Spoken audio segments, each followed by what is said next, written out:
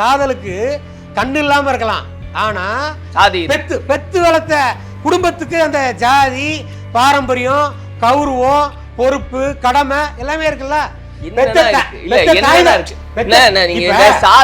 நான் என்ன கேக்குறேன், ஒரு 21 வயசு வரைக்கும் கஷ்டப்பட்டு ஒரு பிள்ளைய படிக்க வச்சு அந்த பொண்ணுக்கோ பையனுக்கோ வேணுங்கிற எல்லாத்தையும் செஞ்சு கொடுத்துட்டு எவனோ ஒருத்தன் எங்க இருந்தோ வருவான், அவன் கூட ரைட்டு நல்லபடியா ஜாலியா போயிட்டு வா அப்படின்னு சேர்த்து வைக்கணும்னு சொல்றதுதான் இன்னைக்கு இருக்கக்கூடிய சமூகமா?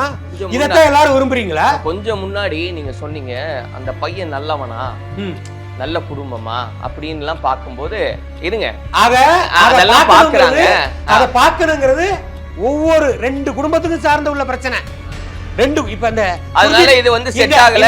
இந்த சுபாசினியோட குடும்பமும் கவினோட குடும்பமும் இதை சேர்த்து பேசி இருந்திருக்கலாமே. கவினோட அப்பா என்ன சொல்றாரு, 9 வருஷமா இவங்களோட காதல் போய்கிட்டு இருக்கிற மாதிரி சமூக வலைதளங்கள்ல பேசப்படுது. இவ்வளவு நாள் என்ன பண்ணாங்க?